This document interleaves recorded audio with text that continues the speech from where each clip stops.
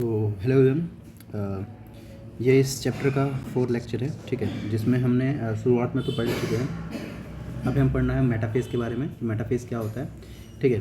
तो metaphase prophase के बाद का स्टेज है, इसमें क्या चीज़ें होती हैं तो देखते हैं। चलो, तो लिखा हुआ है complete disintegration of the nuclear membrane. हमने पढ़ा था कि उसमें स्टार्ट हो जाता है न्यूक्लियर मेम्ब्रेन का डिसइंटीग्रेशन होना। तो इसमें लिखा है कि वो कंप्लीट डिसइंटीग्रेट कर जाता है, मतलब न्यूक्लियर मेम्ब्रेन हट जाती है, आपका जेनेटिक मटेरियल बिल्कुल उसमें क्लियर दिखता है बिना मेम्ब्रेन के, ठीक है।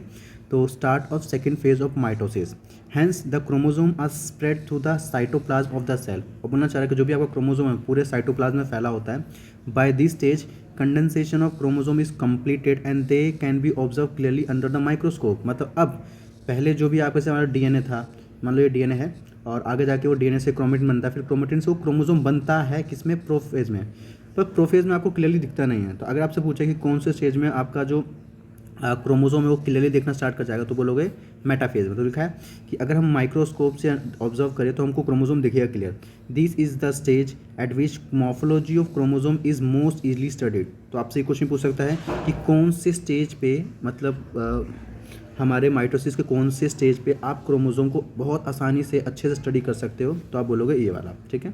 At this stage metaphase chromosome is made up of 2 sister chromatid which are held together by the centromere. तो मैंने अभी लास्ट क्लास में बताया आपको कि ये बीच में होता है सेंट्रोमेयर, और इस सेंट्रोमेयर से क्रोमोजोम्स होते हैं अटैच, ठीक है।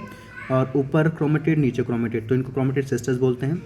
आगे small disc shape structure at the surface of centromere are called kinetochore.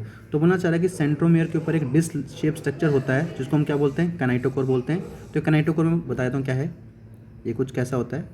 तो ये ऐसा है, ऐसे करके, ठीक है। बीच में ये सेंट्रोमियर है और इसके अराउंड ये क्या होते हैं, काइनेटोकोर। तो लिखा हुआ है small dish shape structure at the surface of centromere called kinetochore. The structure serve as the site of attachment of spindle fibre. मतलब ये वो जगह होती हैं जिस पे आपका काइनेटोकोर अटैच होता है। अभी पढ़ेंगे कि काइनेटोकोर होता क्या है, ठीक है। तो यह ध्यान रखिएगा, काइनेटोकोर पे स्पिंडल फाइबर्स होते हैं जो अटैच होते हैं, और क्यों अटैच होते हैं अभी सुन में आएगा। तो ध्यान रखिएगा कि काइनेटोकोर वो जगह है जहाँ पे स्पिंडल फाइबर क्या करते हैं, जाके अटैच करते हैं। Form by the spindle fibre to the chromosome that move into opposite at the centre of the cell, hence.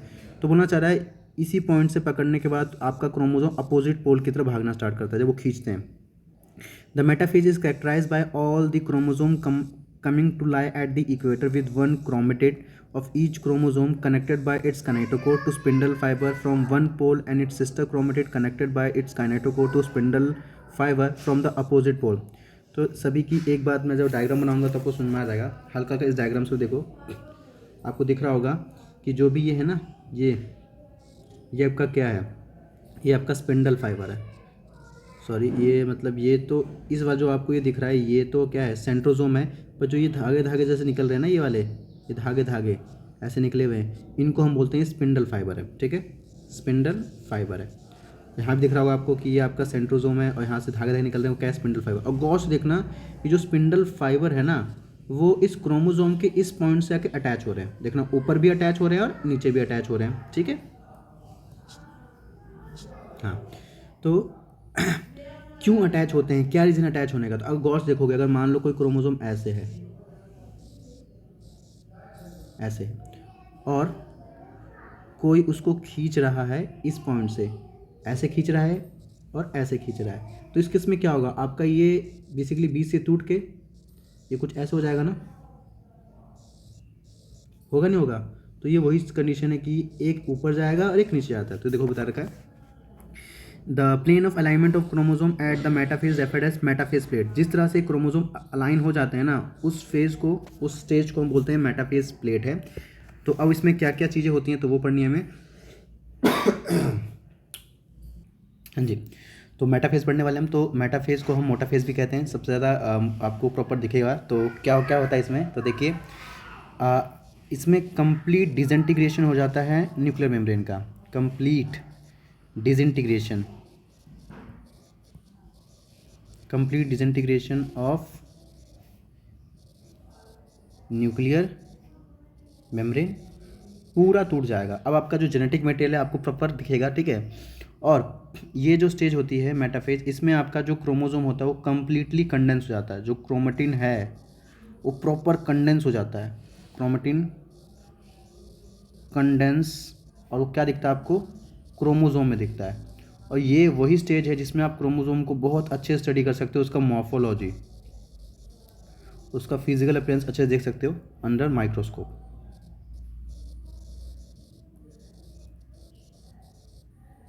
ठीक है।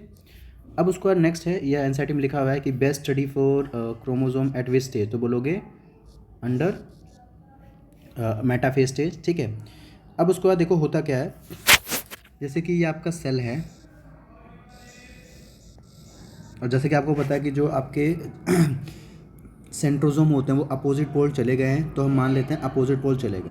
जो भी आपके सेंट्रोजोम है अपोजिट पोल है, मान लो ये इनका अपोजिट पोल है, मैं ऐसे बना रहा हूँ अपोजिट पोल। ठीक है, ये अपोजिट पोल इधर चले गए, और आपके जो क्रोमोसोम से पहले बिल्कुल बिखरे बिखरे थे, अब यहाँ पे बिल्कुल कंडेंस हो जाते हैं। अब वो मान लो मैं बनाता हूँ यहाँ पे आपका एक क्रोमोसोम ऐसे करके,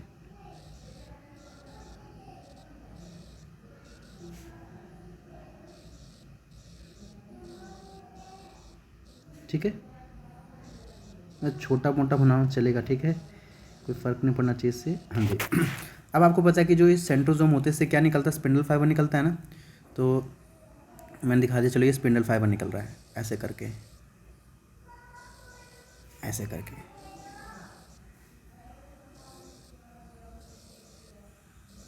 ऐसे, ठीक है। अब स्पिंडल फाइबर उन्होंने किसको पकड़ रखा है अभी बताऊंगा। यहाँ पे एक जगह जिसको बोलते हैं, हम क्या बोलते थे, काइनेटोकोर। ठीक है।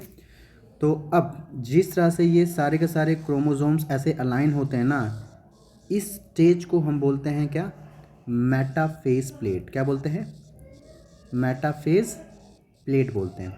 ठीक है, इस फेज को हम बोलते हैं मेटाफेज प्लेट है। और क्योंकि सारे क्रोमोसोम परपेंडिकुलर लगे होते हैं, और आपका जो ये सेंट्रोसोम होता है इससे जो स्पिंडल फाइबर निकलता है वो क्रोमोसोम के कनाइटोकोर से अटैच होते हैं। ठीक है। अब उसके बाद क्या होता है हाँ जी, तो पढ़ लेते हैं। इसके जो 2 पॉइंट्स हैं वो है spindle fibre attach to kinetochore of chromosome. जो स्पिंडल फाइबर होता है वो हमारे क्रोमोसोम के कनाइटोकोर से अटैच हो जाता है। उसके बाद chromosome are move to spindle equator and get align along metaphase plate through spindle fibre to both pole. तो बस सारे के सारे पहले तो ऐसे थे लगे हुए, सारे के सारे ऐसे करके थोड़ा, बाद में सारे के सारे ऐसे अलाइन हो जाते हैं एक प्लेट लाइन से। ठीक है, तो इसको हम क्या बोलते हैं, ये मेटाफेजिक या मेटाफेज प्लेट है। ठीक है, तो बस इसमें यही होता है। तो इससे क्वेश्चन क्या क्या पूछ सकता है, तो ध्यान रखिएगा, सबसे बेहतर हम क्रोमोसोम को स्टडी यहीं कर सकते हैं क्योंकि बिल्कुल अच्छे से कंडेंस हो जाता है। उसके बाद जो भी आपका ये सेंट्रोसोम होता है इससे स्पिंडल फाइबर निकलते हैं, और स्पिंडल फाइबर किससे अटैच होते हैं, तो मैंने बताया वो एक कनाइटोकोर होता है, उस कनाइटोकोर से अटैच होते हैं। और उसके बाद अगले स्टेज में हम पढ़ेंगे कि वो खिंचाव, ये ऊपर की ओर खींचता है और ये नीचे की ओर खींचता है, जिसकी वजह से ये अपोजिट पोल की तरफ चले जाते हैं। ठीक है, आई होप आपको समझ में आ गया हो। तो अगला वीडियो से पढ़ेंगे।